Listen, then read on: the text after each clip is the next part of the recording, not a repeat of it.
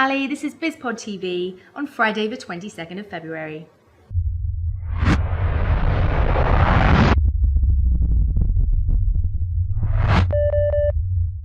Now today, as promised, we are here checking out a new private members club for entrepreneurs in the heart of London, 1 Alfred Place. Of course, we're going to be checking out all the facilities, and I might see if I can wangle a membership as well. But we're also going to be talking to Rob Shreeve. He's the entrepreneur behind the idea. Now Rob, he's the former MD of Richard Branson's Virgin Publishing, so I figure he probably knows one or two things about entrepreneurship, or specifically what entrepreneurs want. Should we go and take a look around? I don't want to get out of this comfy chair though. Let's go.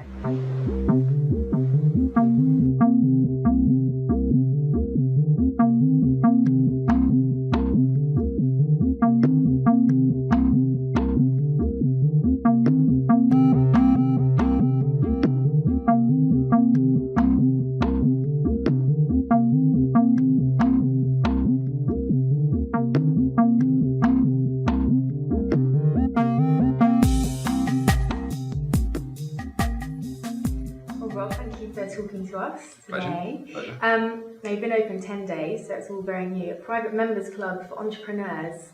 Why now? Well, because it doesn't exist. I mean, the truth is it doesn't exist and should have been done years ago. Lots of people come and go from London. I mean, it isn't just for entrepreneurs, whatever an entrepreneur is within its definition. It's for anybody who works in London but doesn't live in London. So the short answer is it doesn't exist. And the proposition I put to the investors when I went around raising the capital for this was, we desperately need something that brings the best of the IOD, the best of a London club, and the best of a serviced office together. It's like a normal office, just way more comfortable. Just way more comfortable. It's like the most, I just want somebody described it as the most stylish common room in the coolest, hippest school you could imagine, which is quite nice. Right. Yeah, sounds about right. You mentioned investors earlier.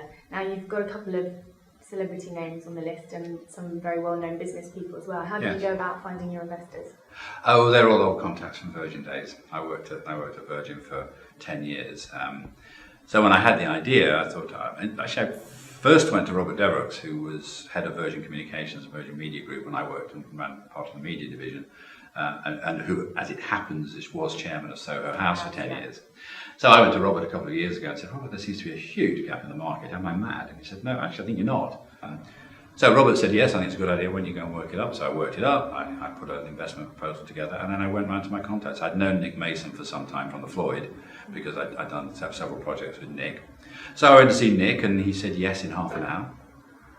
Easy sell. Easy sell. So I went to see Tony Smith, who was manager of Genesis, and Phil Collins, and also does quite a lot of management work for the Floyd now.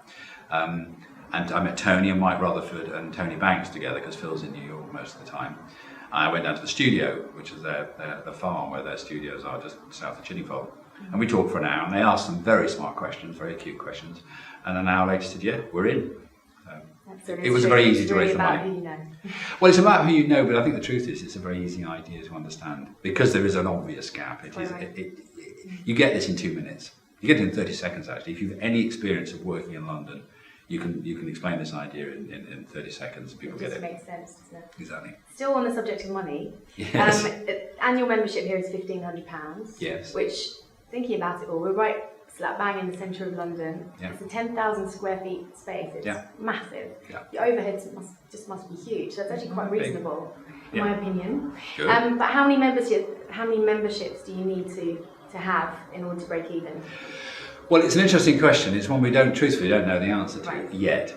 We modelled the business on 1,500 members, doing a certain amount of eating and drinking, but I didn't think we're talking a year or more ago.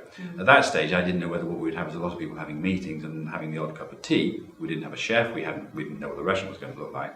But the first membership is using it a lot more for food and drink than I ever expected. The restaurant here is amazing. Because the food's excellent. The food's really good. Duncan, the chef, came from he set up the restaurant at High Road House, and for 4 years he was the head chef at the Electric.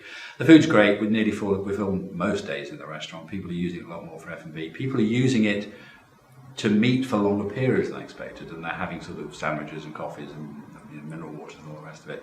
So the short answer is it may be that we'll have more intensive uses than I'd expected, so we'll have a lower membership, but it doesn't matter because it's all swings and roundabouts. If they're spending a lot more money, we've got a 10,000 square foot restaurant. I'm a very happy man.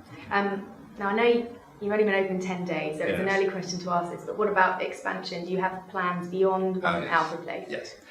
One of the reasons that it was easy to raise the funding as well is this is obviously what they call a scalable idea. If it works in this part of London, then there's no reason why it shouldn't work further south. It might work south of the river, it might work a bit close to the city. If it works in London, then it works probably in Edinburgh or Glasgow. I'm not sure it works in Birmingham, because Birmingham is, a lot of the business is drawn from Birmingham to London anyway. But if it works in London, it works in Berlin, it works in New York, it works in Sydney. And so it's a business that can expand internationally when we get it right. And I think we're close to getting it right already. So yes, big plans for expansion. Ideally 1 a year in London and the UK. And then, Quite sizable. Well, we're going to be copied. People will try and copy us. And you might as well get in there first. We might as well keep going. Keep rolling out. Exactly. We'll come and interview in New York next. Okay, it's a deal. Okay, it's all right. I'm going to apologise in advance. I'm not going to let you get away with that without asking you a Richard Branson question. All right. I am sorry. I just wondered, and it is relevant, so you'll be glad about that. I just wondered if there's any sort of entrepreneurial pearl of wisdom that he might have passed on that has helped you set up this place. I think the most revealing thing that Richard ever said in a business situation to me was when I was talking to him about a new idea, and he listened, and he said, "What's the downside?" Straight to the point. Okay, that's the good story, but what's the risk? Assess the downside. If the downside's acceptable, do it. And again, his favourite phrase, and I think he stuck it on a book recently, "Screw it, let's do it." Well, it's worked quite well. Yeah, it has. It's not hurt him at all. Well, wish you all the best for this place and the future. And thank you very much for talking to us, Shreeve. It's a great pleasure. Yeah, I could get used to that private member club stuff. 1,500 quid a year though, is it worth it? Well, I guess that depends on what you need, or what you think you need. If overheads are a bit of an issue though, there are cheaper ways to do it, because let's face it, these days most cafes, bars, hotels, train stations, and a lot of open spaces too have got Wi-Fi access, so you can pretty much work anywhere. Let's face it, sandwiches are probably cheaper at M&S. Mind you, if comfort and style, form and function are important to you, well, you might just consider becoming a member of this new club for entrepreneurs, 1 Alfred Place.